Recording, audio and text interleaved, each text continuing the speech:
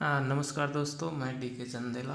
आज नए टॉपिक के साथ आज हम बात करेंगे संविधान की। संविधान की एक सीरीज़ लेकर आएंगे जिसमें पूरा संविधान हो सके तो जितना हो सकेगा उतना पढ़ाने की कोशिश करेंगे। हो सकता है 10-15 वीडियो बनेंगे, लेकिन जितना मेरे द्वारा हो सकेगा उतना करवाने की कोशिश करेंगे। तो देखिए, संविधान को बताने से पहले संविधान एक बहुत बड़ा टॉपिक है। बेसिकली इसका जो प्रिम्बल है वहाँ से अगर पीछे की बात करें कि संविधान कैसे बना था, इसके लिए कौन कौन से अधिनियम थे, जिसमें 1857, 1861, 1892 का अधिनियम, 1909, 1919, 1935 का अधिनियम, इन सब की बात हम हिस्ट्री में ज़्यादातर करते हैं। हम शुरुआत करते हैं पॉलिटी की, और पॉलिटी में संविधान को संविधान सभा से स्टार्ट किया जाता है। तो देखिए, संविधान सभा क्या है, भारत की संविधान सभा कैसे बनी, क्या उसके मायने थे, कौन कौन उसमें सम्मिलित थे, किन्होंने भारत का संविधान बनाया, भारत के संविधान में क्या क्या है, कितने अनुच्छेद है, सब की बात करेंगे।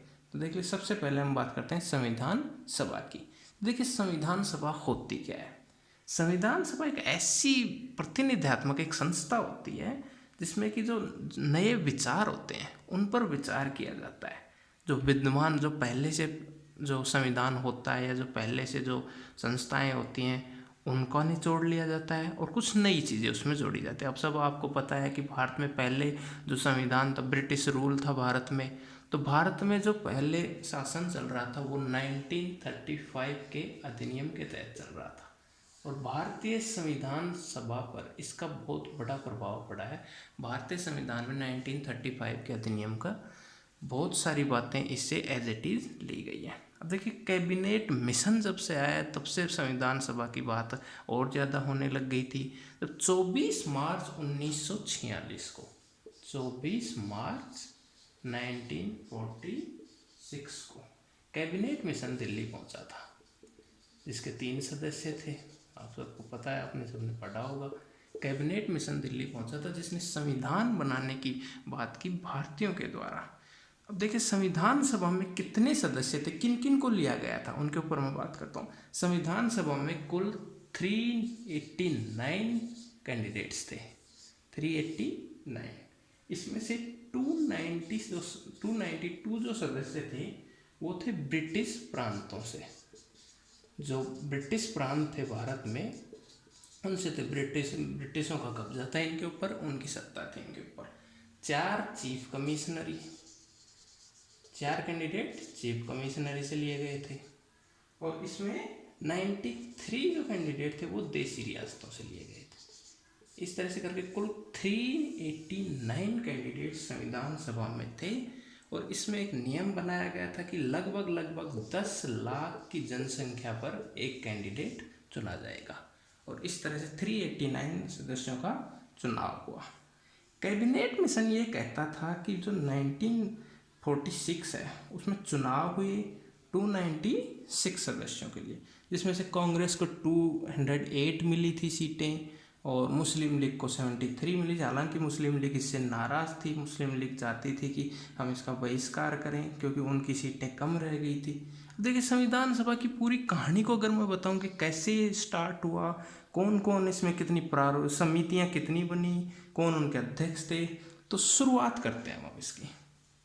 तो सबसे पहले आते हैं हम इसके फर्स्ट अधिवेशन पर। संविधान सभा का फर्स्ट अधिवेशन 9 दिसंबर 1946 को हुआ। 9 दिसंबर 1946 को हुआ, और इसमें इसके जो अस्थायी अध्यक्ष बनाए गए थे, याद रखना स्थायी अध्यक्ष नहीं थे, अस्थायी अध्यक्ष सच्चिदानंद सिन्हा को बनाया गया। सच्चिदानंद सिन्हा इसके अस्थायी अध्यक्ष बने। अब इसकी मीटिंग हुई, और इसमें 11 दिसंबर को, 2 दिन बाद 11 दिसंबर 1946 को जब डॉक्टर राजेंद्र प्रसाद है वो इसके स्थायी अध्यक्ष बने। ये डेट इंपॉर्टेंट है, कंपटीशन के हिसाब से इसको आप नोट कर सकते हैं। 9 दिसंबर को फर्स्ट मीटिंग हुई जिसमें अस्थायी अध्यक्ष किसे चुना गया, सच्चिदानंद सिन्हा को। 11 दिसंबर 1946 उसका स्थायी अध्यक्ष चुन लिया गया, जो डॉक्टर राजेंद्र प्रसाद, जो भारत के प्रथम राष्ट्रपति के रूप में भी निर्वाचित हुए। उसके बाद इसमें एक इम्पोर्टेंट बात है, 13 दिसंबर 1946 को पंडित जवाहरलाल नेहरू ने उद्देश्य प्रस्ताव पारित किया था। उद्देश्य प्रस्ताव, ये बहुत इंपॉर्टेंट है। इस प्रस्ताव में ये कहा गया था कि भारत का संविधान कैसा होगा। इसमें उन उद्देश्यों की बात की गई थी, उन योजनाओं के रूपरेखा की बात की गई थी कि हम किस रास्ते पर चलने वाले हैं। और ये उद्देश्य प्रस्ताव 22 जनवरी 1947 को 22 जनवरी 1947 को सर्वसम्मति से पारित कर लिया गया। इसकी जो जितनी मांगे थी, इसकी जितनी बातें थी, उन पर सभी कैंडिडेट्स ने इसके ऊपर बहस करके इसको पारित कर लिया गया। अब देखिए संविधान सभा में इतनी बातें हो चुकी, संविधान सभा में उसके बाद जितनी भी समितियां थी उनके ऊपर बातें होना शुरू हुई कि संविधान एक बड़ा लेवल का संविधान होगा, इतना बड़ा संविधान हो तो इसको अलग अलग पार्टों में बांटा जाए। तो इसके लिए समितियां बनाई गई, बहुत सारी इसमें समितियां बनाई। जिस समितियों में मैं अगर बात करूँ तो संघ संविधान समिति थी, संघ संविधान समिति थी, प्रांतीय संविधान समिति थी, संघ शक्ति समिति थी, मूल अधिकारों से संबंधित समिति थी, प्रारूप समिति थी। ये सारी समितियां जिसमें इसका नेहरू को इसका अध्यक्ष बना दिया गया है, इसको पटेल को इनका अध्यक्ष बना दिया गया है। इसमें प्रारूप समिति में अंबेडकर साहब को इनका अध्यक्ष बना दिया गया। ये बहुत इंपॉर्टेंट समिति थी। अब देखिए प्रारूप समिति में कुल मिलाकर के जो सदस्य थे उसमें से अपन 6-7 सदस्यों को इम्पोर्टेंट देख लेते हैं। प्रारूप समिति के अध्यक्ष थे डॉक्टर भीमराव अंबेडकर। इसमें और भी सदस्य थे, जैसे आपको बताएं एम गोपाला स्वामी अय्यर, अल्लादी कृष्णा स्वामी अय्यर, डॉक्टर के.एम. मुंशी और माधवराव जी और सैयद मोहम्मदुल्ला, ये मोहम्मद सादुल्ला, टी.टी. कृष्णाचार्य, ये इसके प्रमुख सदस्य थे। इसके अध्यक्ष के रूप में चुना गया डॉक्टर भीमराव अंबेडकर को। 29 अगस्त 1947 को 29 अगस्त 1947 को संविधान सभा ने क्या किया, प्रारूप जो समिति है उसकी नियुक्ति कर दी। प्रारूप समिति ये इसका बेसिकली काम क्या था, ये ड्राफ्ट तैयार करेगी संविधान कैसा होगा। संविधान में विभिन्न जो मुद्दे हैं उनके ऊपर एक ड्राफ्ट कमेटी तैयार करेगी और वो फिर ड्राफ्ट कमेटी परामर्श देगी संविधान सभा को। संविधान सभा के अध्यक्ष डॉक्टर राजेंद्र प्रसाद को ये परामर्श देगी हर मुद्दे पर कि ऐसा होगा संविधान, ऐसा इसमें होगा। और इनको फिर फरवरी 1948 में अध्यक्ष को सुपुर्द कर दिया गया था। जो राजेंद्र प्रसाद जी हैं वो अध्यक्ष थे इसके, उनको 1948 में इन्होंने अपना प्रारूप दे दिया था। अब देखिए इसके ऊपर आपने सबने सुना होगा कि संविधान सभा में 3 वाचन हुए थे, यानी कि 3 बहसें जिनके 3 बार इन पूरे संविधान जितना बन चुका था उनके ऊपर चर्चा हुई थी। जिसमें पहला जो वाचन था वो 8 जनवरी तक चला था, 1947 तक चला था, वो 49 तक चला था। दूसरा जो वाचन था वो 16 नवंबर 49 तक चला था और तीसरा जो वाचन था वो 24 जनवरी 1950 तक चला। यहाँ तो संविधान बन ही गया था, इसके 2 दिन बाद संविधान शुरू ही हो गया था, भारत में लागू ही हो गया था। हालांकि राष्ट्रपति की शक्तियाँ यहीं लागू हो गई, 24 जनवरी से कुछ प्रावधान लागू कर दिए गए थे। तो ये प्रमुख 3 वाचन थे। अब देखिए इसके ऊपर बातें होती हैं कि कितना टाइम लगा संविधान में, क्या क्या हुआ था। तो इसमें बेसिकली नॉर्मल बात है कि संविधान में अपने 2 वर्ष का टाइम लगा था, 2 वर्ष 11 माह 18 दिन का जो टाइम लगा था, लगभग 64 लाख इसमें रुपए खर्च हुए थे। भारत का संविधान क्यों अलग है, दुनिया से क्यों अलग है? ये बहुत बड़ा संविधान है। पहली बात ये लिखित संविधान है, बहुत बड़ा संविधान है, जिसमें लगभग 395 अनुच्छेद थे मूल संविधान में, अब तो और भी ज़्यादा है। उसके बाद 8 अनुसूचियाँ इसके अंदर थी जब ये संविधान बना था। देखिए इसके बारे में बहुत सारे लोगों की आलोचनाएं भी हैं कि भारत का संविधान इतना लंबा है, लचीला है, ये कोई काम का नहीं है, जबकि अमेरिका और ब्रिटेन जैसे देशों का संविधान बहुत छोटा है, वो देश भी अच्छे से व्यवस्था को संभाल रहे हैं। भारत का संविधान में मेन बात क्या थी, देखिए सहमति से निर्णय लिया गया था, हर बात का सहमति से निर्णय लिया गया था, ना कि बहुमत से। बहुमत से निर्णय नहीं लिया गया था, सहमति से निर्णय लिया गया था। आप सब शायद पॉलिटी आप लोगों ने पढ़ा होगा कि रूसों की जो सामान्य इच्छा थी उस हिसाब से इसमें काम हुआ था। रूसो की सामान्य इच्छा भी यही कहती है कि 10 लोग अगर हैं उसमें से 9 लोग अगर ये कहें कि ये बात सही है तो कोई ज़रूरी नहीं कि वो बात सही हो।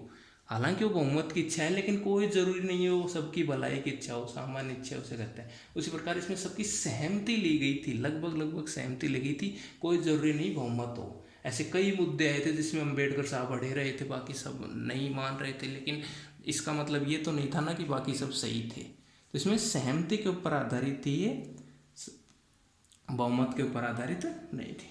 तो देखिए बहुत सारे लोग ऐसे भी कहते हैं कि भारत का संविधान जो है वो बहुत लंबा होने के कारण कभी काम ही नहीं आ सका, या कभी वो उसको लोगों को बताया ही नहीं जा सका, लोग उसका पालन कैसे करेंगे।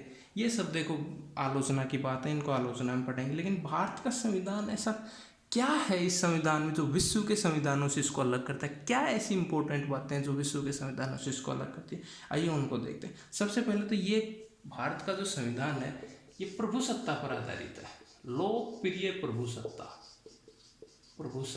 लोकप्रिय प्रभुसत्ता। इसमें जो जो अंतिम पावर दी गई है, लास्ट जो पावर दी गई है वो जनता में दी गई है। जनता ही भारत के संविधान की लास्ट पावर जो है वो जनता में दी गई है। भारत की जो लोग हैं, बार बार प्रस्तावना में दिया गया है कि हम भारत के लोग, यानी कि लोगों को ये पावर दी गई है। और भारतीय संविधान में विश्व का इतना बड़ा संविधान है ना, 395 इसमें अनुच्छेद, इसमें अब तो फिलहाल 12 अनुसूचियाँ हो गई, 3 परिशिष्ट इसमें दिए गए थे। बहुत बड़ा संविधान था। इसमें संघ राज्यों का भी वर्णन किया गया है, मौलिक अधिकार, नीति निर्देशक तत्व, तो बहुत बड़ा संविधान है।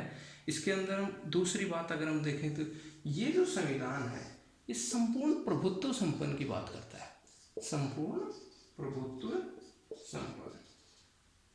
इसमें प्रिम्बल में हम ये देखते हैं कि भारत का संविधान संपूर्ण प्रभुत्व संपन्न, यानी कि भारत अपने बाह्य और आंतरिक निर्णय खुद लेता है। संपूर्ण प्रभुत्व संपन्न राष्ट्र भारत संप्रभुत्ता धारण करता है। तीसरी बात, भारत जो है वो एक डेमोक्रेटिक कंट्री है। डेमोक्रेटिक कंट्री है भारत, ना कि कोई राजसत्तात्मक कंट्री है। भारत को एक डेमोक्रेटिक कंट्री के रूप में दिखाया गया है। भारत एक रिपब्लिक कंट्री भी है। ये हम बाद में बात करेंगे कि डेमोक्रेटिक और रिपब्लिक में क्या फर्क है। डेमोक्रेटिक लोकतांत्रिक और रिपब्लिक गणराज्य। गणराज्य कहते हैं कि जिस देश में वो राज्य गणराज्य होता है जिसका जो राज्य का जो प्रधान होता है वो वंशानुगत राजा होता है। अब अगर ऐसी बात करें तो वो होता है ब्रिटेन में कि उनका जो रानी है वो रहते। लेकिन गणराज्य में क्या होगा? ब्रिटेन जैसे देशों में लोकतंत्र राज्य है लेकिन वहाँ वंशानुगत राजा होता है। लेकिन भारत में लोकतांत्रिक राज्य होने के साथ साथ एक गणतंत्रात्मक राज्य है, क्योंकि जो भारत का जो सर्वोच्च अधिकारी है जिसको अपन राष्ट्रपति बोलते हैं वो वंशानुगत नहीं है। भारत का राष्ट्रपति वंशानुगत नहीं है बल्कि चुना हुआ है, बल्कि इलेक्टेड है, वो इनडायरेक्टली इलेक्टेड है संसद के द्वारा। इसलिए इसको कहते हैं रिपब्लिक, ना कि राजसत्तात्मक राज्य है भारत का। तो चौथी बात, पांचवी बात हो जाती है भारत एक समाजवादी राज्य है। देखिए अब तो ये बात बहुत कम लोगों को पढ़ने पड़ेगी, लेकिन शुरू में ऐसा देखा गया था कि भारत समाजवाद की तरफ अग्रसर था। या 1976 42 संविधान संशोधन में जब इंदिरा गांधी ने समाजवाद शब्द जोड़ा था भारत के प्रेम्बल में, तब से इसकी और पराकाष्ठा पद की। उसके बाद भारत को धर्मनिरपेक्ष राष्ट्र माना है। धर्मनिरपेक्षता यानी कि भारत राज्य के लिए सब धर्म समान होंगे, किसी भी धर्म के लिए भारत अपने धर्मावलंबियों में कोई भेदभाव नहीं करेगा। ये सब इसके अंदर दिया गया था। उसके बाद अगर हम बात करूं कि भारत का संविधान को, कई लोग कहते हैं कि भारत का संविधान कठोर और लचीलेपन का समन्वय है। कि भाई कठोर भी है क्योंकि भारत के संविधान में ऐसी ऐसी धाराएं दी गई हैं कि उनका वर्णन करना बहुत मुश्किल है, लेकिन लचीला भी है क्योंकि हर आदमी कोई ना कोई ऐसा क्ल्यू भारत का संविधान उसे दे देता है कि वो बच निकलता है। इस हिसाब से देखते हैं तो भारत का संविधान कठोर और लचीले का समन्वय है। देखिए भारत में संसदात्मक शासन व्यवस्था को अपनाया गया है। संसदात्मक शासन, देखिए एक होती है संसदात्मक, एक होती है अध्यक्षात्मक। यह अध्यक्षात्मक अपनाई गई है यूएस में, यह संसदात्मक अपनाई गई है इंग्लैंड में। हमने किसको लिया? इसको, और इसका भी गुण है यहाँ थोड़ा, यानी कि संघात्मक होता है अध्यक्षात्मक में, और भारत में संघात्मक और एकात्मक किसमें होता है, इंग्लैंड में। इन दोनों का भी समन्वय भारत में है। भारत संसदात्मक है, एकात्मक भी है, संघात्मक भी है। अध्यक्षात्मक के कुछ गुण भारत की व्यवस्था में पाए जाते हैं, उनकी हम आगे आगे बात करेंगे कि भारत में ये गुण कैसे कैसे पाए जाते हैं। क्योंकि कार्यपालिका जो होती है इस संसदीय प्रणाली में, जो भारत में ये हम देख रहे हैं, इसका महत्वपूर्ण गुण क्या होता है कि जो कार्यपालिका होती है वो हमेशा विधायिका के प्रति उत्तरदायी रहती है, विधायिका के प्रति उत्तरदायी रहती है। जबकि हमने देखा कि अमेरिका में ऐसा नहीं है, अमेरिका में कार्यपालिका खुद ही किसी के प्रति उत्तरदायी नहीं रहती, वो ही विधायिका है, वो ही कार्यपालिका है। अब एकात्मक लक्षण भी है भारत के संविधान में, संघात्मक लक्षण भी पाए जाते हैं भारत के संविधान में। अब मतलब भारत का संविधान तो ऐसा है कि मतलब एक ऐसी व्यवस्था को जन्म देता है वो जिसमें मतलब ज़्यादा से ज़्यादा अर्धसंघीय है और एकात्मक राज्य की भी स्थापना करता है। देखिए इसमें एक होता है संसदीय प्रभुता और न्यायिक सर्वोच्चता में भी इसने समन्वय किया है। कैसे किया है कि भारत में संसद प्रथम है, ये बात सही है, लेकिन भारत में न्यायिक सर्वोच्चता भी है। अब इसमें भारत ने बहुत चालाकी से काम किया कि भारत ने संसदात्मक संसद की सर्वोच्चता चुराया इंग्लैंड से, न्यायिक सर्वोच्चता चुराया अध्यक्षात्मक प्रणाली संघात्मक प्रणाली यानी कि यूएस से, और इन दोनों का समन्वय भारत में है। ये बहुत इंपॉर्टेंट बात है।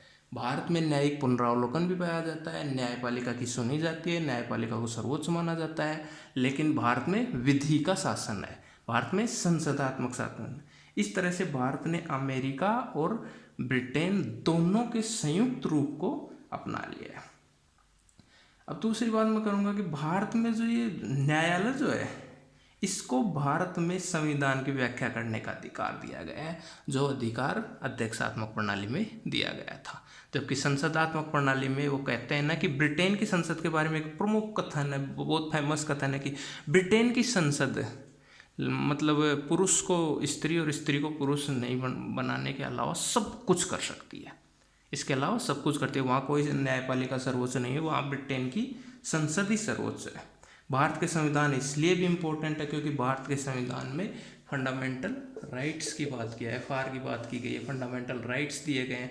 भारत ही एक ऐसा देश है जिसमें संविधान जो शुरू हुआ था 1950 से, 26 जनवरी 1950 से, तो शुरू से ही फंडामेंटल राइट्स दिए गए हैं। जबकि अमेरिका जैसे संविधान में ऐसा नहीं है, अमेरिका बहुत बाद में फंडामेंटल राइट्स देता है अपने नागरिकों को। भारत के संविधान में फंडामेंटल राइट्स के साथ मौलिक कर्तव्य भी हैं, नीति निर्देशक तत्व भी हैं। नीति निर्देशक तत्व जो राज्यों के लिए होते हैं, ये भारत के जो अध्याय 4 है उसमें नीति निर्देशक तत्वों को भी जोड़ा गया है। इसमें क्या है कि नीति निर्देशक तत्वों को कोई भी मतलब कोई न्यायालय है उसकी कोई बाध्यता नहीं दी गई है, और ये देश के शासन के लिए बहुत इंपॉर्टेंट है। स्वतंत्र न्यायपालिका पाई जाती है भारत के शासन में, और सबको मतलब वयस्क मताधिकार की बात भारत के इसमें की गई है। अब आता है भारत में एकल नागरिकता। आपको मैं पहले ही बता चुका हूँ, अध्यक्षात्मक शासन प्रणाली में दोहरी नागरिकता होती है, एक राज्य की नागरिकता, एक केंद्र की नागरिकता। लेकिन इसमें क्या होता है संसदात्मक में एकल नागरिकता, और वो भारत ने यहाँ से ली, यानी कि भारत ने एकल नागरिकता कहाँ से ली, ब्रिटेन से, यहाँ से ये ले ली। सामाजिक समानता की भारत बात करता है, जैसे अपन समानता का अधिकार की बात करते हैं, अनुच्छेद 14, 15, 16, 17, उसमें सामाजिक समानता का। भारत कल्याणकारी राज्य भी है। भारत का संविधान में मुख्य मुख्य बातें जो थी वो उन्होंने बता दी। अब इसकी अगली शुरुआत करेंगे हम प्रेमबल से। Thank you.